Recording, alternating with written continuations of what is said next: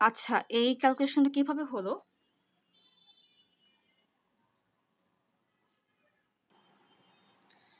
আগে কিন্তু বের করেছি যে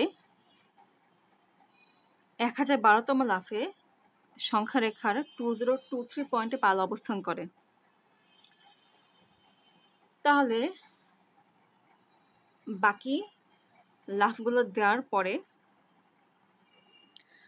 টোটাল 2022টা লাফ দেওয়ার শেষে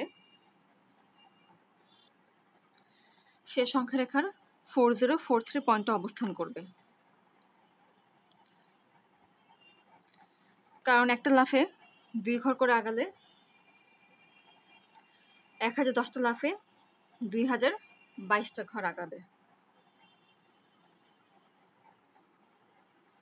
আবার বলছি, একটা লাফে 2 ঘর করে আগালে 1010টা লাফে সে 2020টা ঘর আগাবে। ছিল 2023 পয়েন্টে, আরও 2020 ঘর আগালে সে তখন 4043 পয়েন্টে থাকবে। অর্থাৎ পাল এক্ষেত্রে প্রথম 1011টা লাফে জন্য প্রতি লাফে সে 2 ঘর করে আগালো। 1012তম লাফ, এই লাফে সে 1 ঘর আগালো। আর বাকি যে 1010টা লাফ থাকে সে লাফের ক্ষেত্রে প্রতিটা লাফে সে 2 ঘর করে এগিয়েছে। তাহলে সেক্ষেত্রে +2 +1 +2 এই ধারার আগালো।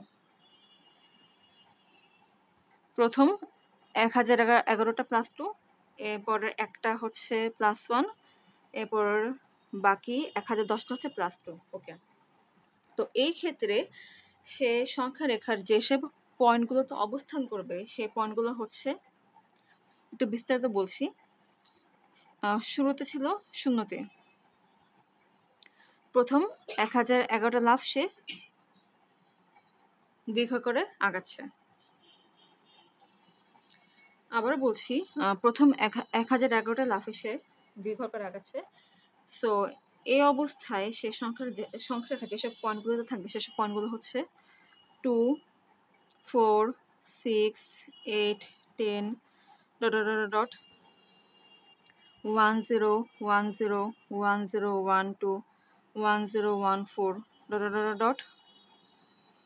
20, 20, 20, 22। ওকে, তো এটা ছিল প্রথম 1011টা লাফের জন্য সে সংখ্যা রেখা যেসব পয়েন্টে থাকতে পারবে সেসব পয়েন্টগুলো। এখন 1012তম লাফে সে হচ্ছে সংখ্যা রেখার 2023 এই পয়েন্টে থাকে।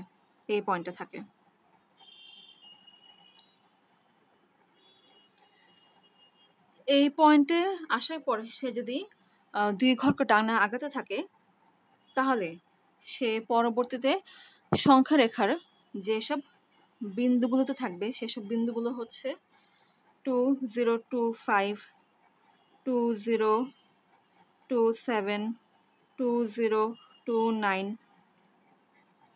4039, 4041, 4043। অতএব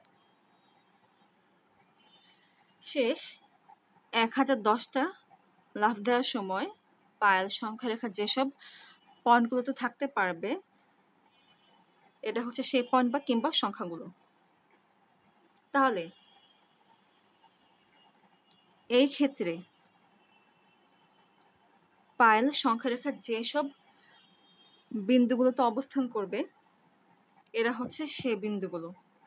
তো এই বিন্দুগুলোর সেটকে ই ধরলাম।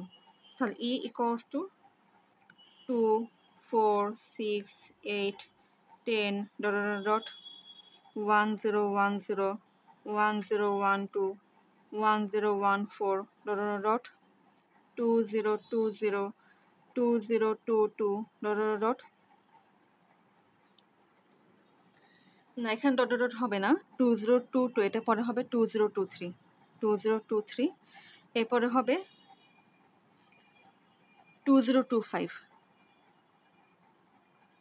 2027 2029 ডট ডট ডট ডট 4041 4043। এখানে কিন্তু 2022টা ডিফারেন্ট পয়েন্ট আছে।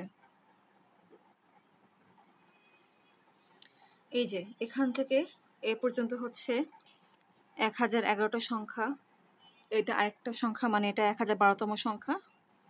বাকি এখান থেকে এ পর্যন্ত হচ্ছে 1010টা সংখ্যা, টোটাল 2022টা সংখ্যা।